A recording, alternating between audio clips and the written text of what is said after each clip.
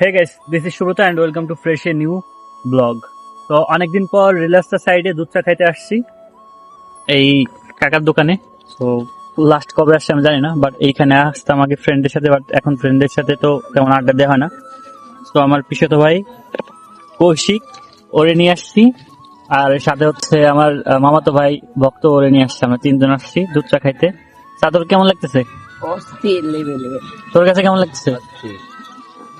তো প্রপার ভাবে আমার কাছে যেমনটা লাগছে, আমি অনেস্টলি রিভিউ দিই।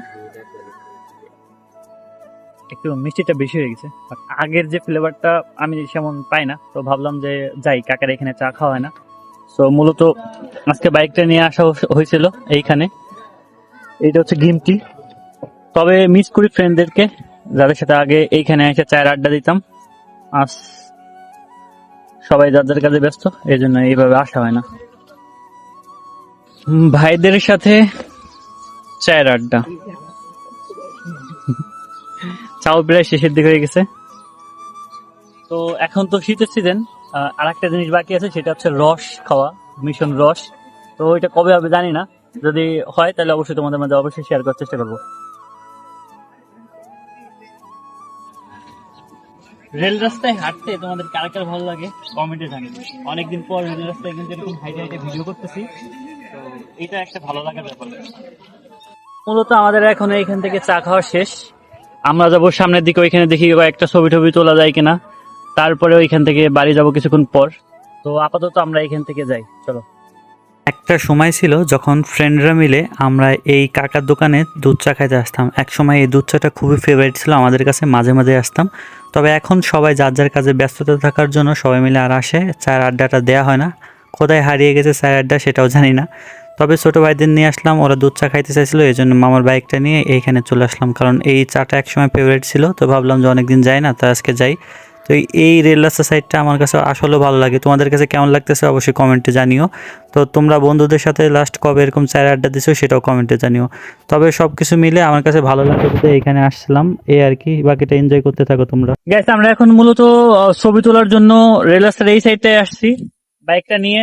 আর বাইক চালায় শীতের মধ্যে কেমন প্যারা লাগে তোমরা অবশ্যই জানো।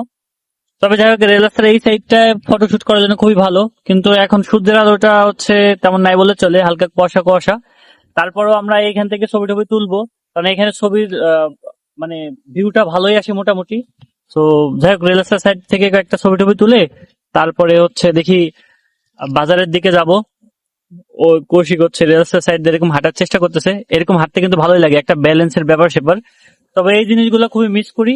আগে এই জিনিসগুলো খুবই করতাম, যখন রেল রাস্তার সাইড দিয়ে এভাবে হাঁটতাম খুবই ভালো লাগতো। ওরা এখন ট্রাই করতেছে, একটু ফাজলামি করার চেষ্টা করছে, এই জানতে পড়লে তো অবস্থা খারাপ হইতো। আচ্ছা যাই হোক, আয় ছবি টবি তুলে দিদি গায়ে। ছবি তোলার ভিউটা খুঁজতেছি। আপাতত এখানে একটা জায়গা আছে, ওই গাছের এখানে একটা জায়গা আছে, ছবি তোলার জন্য মোটামুটি ভালো। এখন হচ্ছে ট্রেন যাচ্ছে।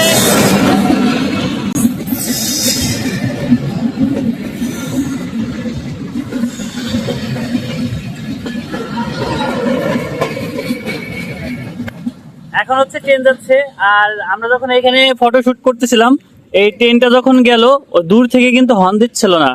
তো যাই হোক, আমার পিছনে তো ভাই ও আর কি ঠিক পাইছে যে ট্রেন আসতেছে। তারপর আমরা এই রেল রাস্তার সাইড থেকে উঠে গেলাম।